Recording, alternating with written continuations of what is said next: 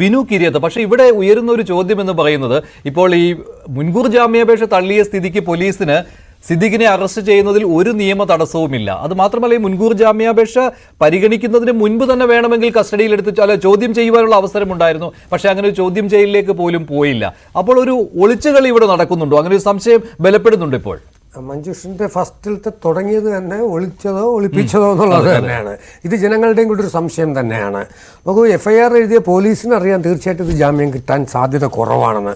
അപ്പോൾ തീർച്ചയായിട്ടും ഒരു ശ്രദ്ധ ഉണ്ടായിരുന്നെങ്കിൽ ഇന്ന് മാറി നിൽക്കുന്നു അല്ലെങ്കിൽ ഒളിച്ചിരിക്കുന്നു എന്ന് പറയേണ്ടി വരില്ലായിരുന്നു. മഞ്ജുഷ് പറഞ്ഞ കറക്റ്റാണ്, നേരത്തെ ചോദ്യമൊക്കെ ചെയ്യായിരുന്നു. പക്ഷേ ശ്രീജിത്ത് പറഞ്ഞതുപോലെ ഒരു പ്രതി എന്ന് ആരോപിക്കുന്ന ഒരാളുടെ പ്രിവിലേജാണ് അയാൾക്ക് മേൽക്കോടതിയിൽ പോകാനായിട്ട്. അതിനുവേണ്ടി ഒരു വക്കീലിനെ സമീപിച്ചാൽ പിന്നെ വക്കീലാണ് അവിടെ കാര്യങ്ങൾ തീരുമാനിക്കുന്നത്, അല്ലാതെ നമുക്ക് ചെയ്യാൻ പറ്റില്ല. അതിനാണ് നമ്മൾ അവിടെ വക്കാലത്ത് ഒപ്പിടുന്നത്. അതിനകത്ത് ഒപ്പിട്ട് കഴിഞ്ഞാൽ പിന്നെ ഇവർ ചെയ്യുന്ന കാര്യങ്ങൾ നിങ്ങൾക്ക് കിട്ടും. എല്ലാ വക്കീലന്മാരും പ്രതീക്ഷയിലാണല്ലോ മേൽക്കോടതിയിലേക്ക് പോകുന്നത്. അപ്പോൾ അതുവരെ നിങ്ങൾ മാറി നിൽക്കുക. കാരണം വൺസ് ജയിലിൽ കിടന്നാൽ അയാൾ ജയിൽ പുള്ളിയായി മാറും, ഇല്ലേ?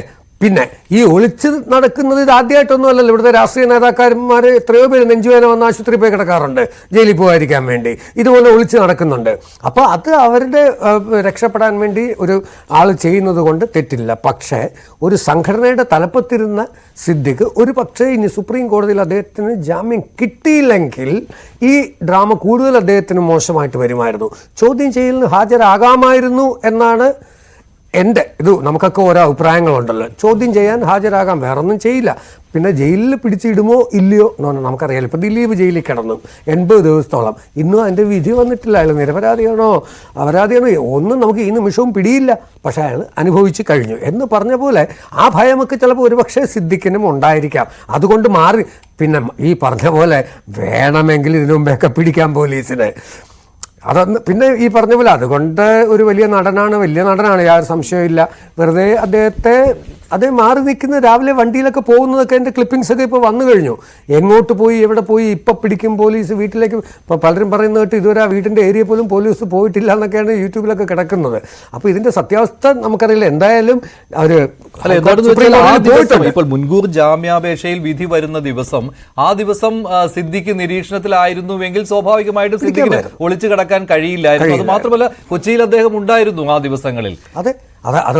അപ്പോൾ ഇപ്പോൾ എന്തായാലും സുപ്രീം കോടതിയിൽ പൊക്കഴിഞ്ഞു. അപ്പോൾ ഇനിയിപ്പോൾ എന്താ അവിടെ വിധി വരുന്നവർ ഇവിടുത്തെ കാത്തിരിക്കും എന്നാണ് എനിക്ക് തോന്നുന്നത്. അപ്പോൾ മഞ്ജുഷിൻ്റെ ചോദ്യം തന്നെയാണ് നമുക്കും ചോദിക്കുന്നത്, ഒളിച്ചതോ ഒളിപ്പിച്ചതോ? അതാണ് ഇവിടെ സംഭവിച്ചിരിക്കുന്നത്. സുപ്രീം കോടതിയിൽ ഈ മുൻകൂർ ജാമ്യാപേക്ഷ കൊടുക്കുമ്പോൾ ഒരു കീഴ്വഴക്കം എന്ന രീതിയിൽ അറസ്റ്റിലേക്ക് സാധാരണ പോകാറില്ല, അല്ലേ? അതുകൊണ്ട് അതൊരു കീഴ്വഴക്കം മാത്രമാണ്. പക്ഷെ അത് പലപ്പോഴും പൊതുജനങ്ങൾക്കും പല ആളുകൾക്കും മാധ്യമങ്ങൾക്കൊക്കെ ഉള്ള ഒരു സംശയമാണ്. കീഴ്വഴക്കം മാത്രമാണ്. ഒരു അക്യൂസ്ഡ് ഹൈക്കോടതിയിലോ സുപ്രീം കോടതിയിലോ ഒരു ആന്റിസിപ്പേറ്ററി ബെയിൽ പ്ലീ സമർപ്പിച്ചു എന്നതിൻ്റെ അടിസ്ഥാനത്തിൽ ഒരു തരത്തിലും ഇൻവെസ്റ്റിഗേറ്റിംഗ് ഓഫീസർക്ക് അറസ്റ്റ് ചെയ്യുന്നതിനോ ഇൻട്രോഗേറ്റ് ചെയ്യുന്നതിനോ ജാമ്യം കൊടുക്കാതെ അവസരം കൊടുക്കും. അതൊരു എന്താ പറയാ, നമ്മുടെ ഒരു നിയമവ്യവസ്ഥയിൽ എഴുതപ്പെടാത്ത ഒരു അതായത് ഇപ്പോഴും